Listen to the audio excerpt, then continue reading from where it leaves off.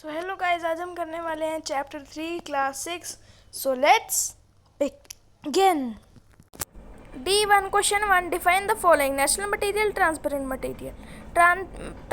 Natural material, material which occurs naturally is known as natural material. B, material that allows light to pass completely through it is called transparent material. सबसे पहले material जो कि naturally बनते हैं, naturally उत्पन्न होते हैं, उनको नेचुरल मटेरियल कहते हैं। मटेरियल जो लाइट को पास नहीं करने देते उनको ट्रांसपेरेंट बोलते हैं। Next question, name any 3 material that are transparent I opaque in nature. मतलब 3 मटेरियल्स जो कि ट्रांसपेरेंट हैं और 3 मटेरियल्स जो कि मतलब ऑक्वेक है, मतलब जो नेचर के अंदर बने हैं। और वो नेचर के अंदर तो बने ही हैं, लेकिन साथ साथ मतलब उनके आर पार कुछ देख भी नहीं सकते। सबसे पहले transparent material, water, air, glass. Water से कुछ नहीं देख सकते, एयर से कुछ नहीं देख सकते, ग्लास तो ऐसा ट्रांसपेरेंट ही होता है। वुड, वॉल, मिल्क, इनसे कुछ नहीं देख सकते, इनसे दिखता ही नहीं है कुछ आर पार। Third question, gaseous state of matter can easily change its state and volume because its particles are not tightly packed with each other, so they can move. Solid state of matter cannot change its shape and volume because its particles are very tightly packed with each other and cannot move, so they cannot change its shapes and volume easily. मतलब जो गैसीय state होती है वो अपनी shape और volume change कर सकती हैं क्योंकि उसके जो पार्टिकल्स होते हैं वो टाइटली, मतलब बहुत ज़्यादा एकदम टाइट से पैक नहीं होते एक दूसरे के साथ, सो वो मतलब हिल सकते हैं। और जो सॉलिड मटेरियल्स होते हैं उनके जो पार्टिकल्स होते हैं वो मतलब बहुत ज़्यादा टाइटली पैक्ड होते हैं, तो वो हिल नहीं पाते हैं और वो अपनी वॉल्यूम और शेप चेंज नहीं कर पाते हैं ईजीली, आसानी से बिल्कुल चेंज नहीं कर पाते हैं। मतलब हो जाती है पर आसानी से नहीं कर पाते ना। एक वो बात होती है कि एक तो आसानी से कर लिया लेकिन मुश्किल से भी कर लिया। तो फिर नेक्स्ट क्वेश्चन के ऊपर चलते हैं।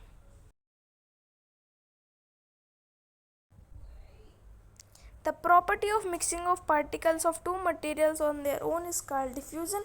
This happens due to the free movement of the particles of such material.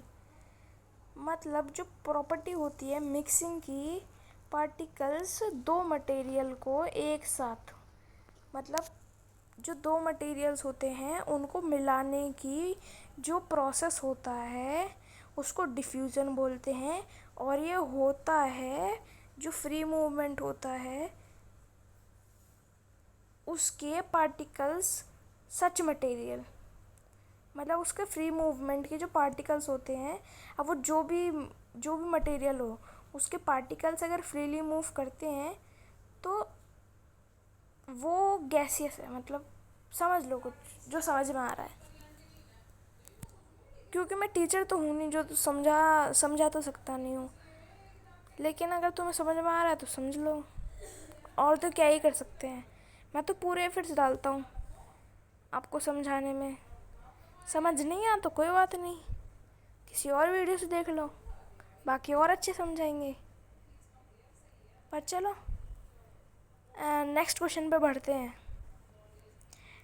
Third question, maximum amount of substance that can be dissolve in a given volume of a given liquid, usually water, is called solubility. Solubility of substances increase with increasing the temperature of water. मतलब जो सबसे ज़्यादा से ज़्यादा amount water substance की होती है जो कि डिज़ोल्व हो जाता है एक वॉल्यूम में, और वो वॉल्यूम एक गिवन लिक्विड में, यूजुअली मतलब हमेशा की तरह वाटर, पानी में, वो लिक्विड होता है पानी, उस सब्सटेंस को मतलब उस चीज़ को हम बोलते हैं सॉल्युबिलिटी. अब सॉल्युबिलिटी क्या होती है, मतलब सॉल्युबिलिटी कैसे इंक्रीज़ करती है टेम्परेचर पे. सॉल्युबिलिटी सब्सटेंस इंक्रीजेज, मतलब जो वो इंक्रीज़ करती है, मतलब जैसे अभी नॉर्मल टेम्परेचर चल रहा है तो वो समझ लो थोड़ी सी है, जैसे ही टेम्परेचर बढ़ा वैसे ही और बड़ी हो गई, कम हुआ कम हो गई, बढ़ गई। तो इसका मतलब ये है कि सॉल्युबिलिटी के जो सब्सटेंस होते हैं वो टेम्परेचर के अंदर जो घटाव बढ़ाव के उससे इंक्रीज मतलब टेम्परेचर अपने चेंज करते हैं पानी में। तो फिर चलो नेक्स्ट क्वेश्चन की तरफ बढ़ते हैं। नेक्स्ट क्वेश्चन क्या है? Name 3 material that are soluble insoluble in water. 3 material जो कि सॉल्युबल हैं वाटर में और इनसॉल्युबल हैं। तो सबसे पहला शुगर, सॉल्ट और इंक। इसको अगर पानी में मिलाओगे तो ये मिल जाएंगे, तो ये सॉल्युबल हुए। और सैंड, पेपर, ऑयल, अगर इनको मिलाओगे तो ये मिलेंगे क्या? पेपर को मिला के देखो नहीं मिलेंगे, सैंड को मिला के देखो नहीं मिलेंगे, ऑयल को मिला के देखो नहीं मिलेंगे। Next question E1. Why do solids have a fixed shape and a definite volume? Solids have a fixed shape and a definite volume because in solids the particles are very tightly packed with each other and cannot move. Hence solid have a fixed shape and a definite volume. Solids के अंदर उनके पास होती है एक fix shape और एक definite volume होती है। उनके पार्टिकल्स बहुत ज़्यादा टाइटली पैक रहते हैं एक दूसरे के साथ और वो मूव नहीं कर सकते हैं। इसलिए जो सॉलिड होते हैं इसलिए वो फिक्स्ड शेप में रहते हैं और एक डेफिनेट वॉल्यूम होती है उनकी। मतलब वो डेफिनेट वॉल्यूम जो है होती है वो एक वॉल्यूम होती है, वो घटती बढ़ती कभी नहीं है, जैसी है होती है वैसी ही होती है। मतलब ऐसे बनाया तो ऐसी ही रहेगी, कुछ भी कर लो बिगड़ेगी नहीं। तो फिर नेक्स्ट क्वेश्चन की तरफ चलते हैं।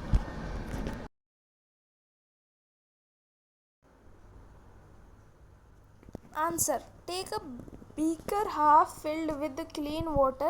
Put a coin in beaker of water. Place the beaker undisturbed for a few minutes where enough light is present.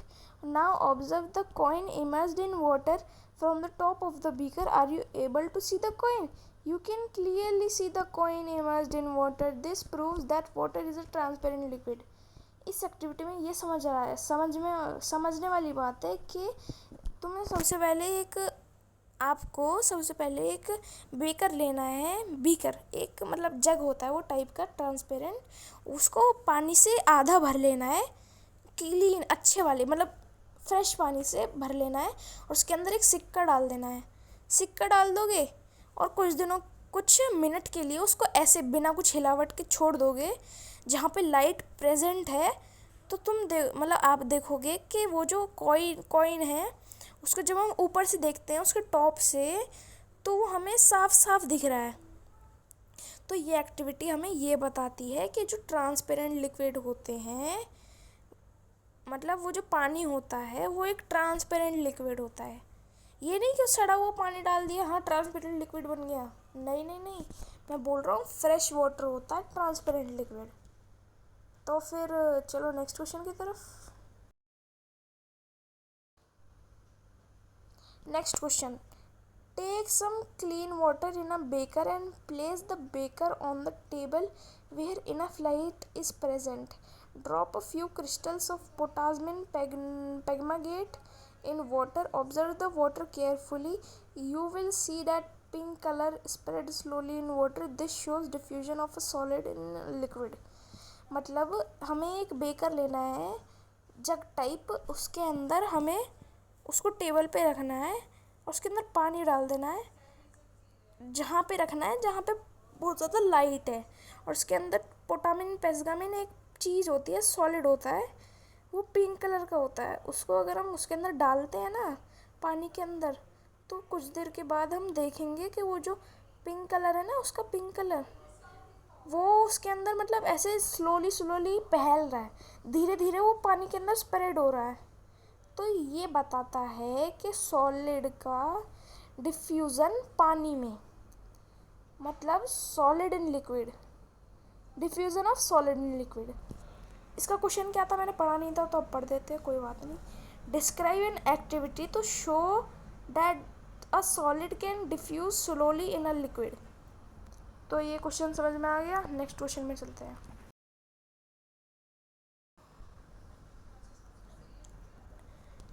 मेरे ख्याल से ना ये इतना बड़ा आंसर है ना इसका कि समझाने लायक तो है नहीं, तो क्वेश्चन पढ़ देते हैं।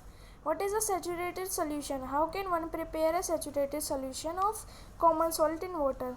मतलब सैचुरेटेड सोल्यूशन क्या होता है और कोई भी सैचुरेटेड सोल्यूशन का mixture common salt in water में कैसे बना सकता है। तो फिर देख लो, नोट कर लो इसे, क्योंकि मैं तो समझा नहीं सकता। ठीक है, नेक्स्ट क्वेश्चन, ये भी समझाने लायक नहीं है, मतलब ये बहुत ज़्यादा बड़ा है तो उसको हम समझा तो सकते नहीं है, तो इसका भी क्वेश्चन समझा देते हैं। Suggest one activity to show the effect of temperature on the solubility of solid in water. मतलब हमें एक एक्टिविटी बतानी है जिसके अंदर वो शो करता हो टेम्परेचर इफेक्ट्स के, temperature solubility solid in water में। तो फिर ये भी नोट कर लो, और तो क्या कर सकते हैं। सो ये ख़त्म हो गया, तो बाय बाय।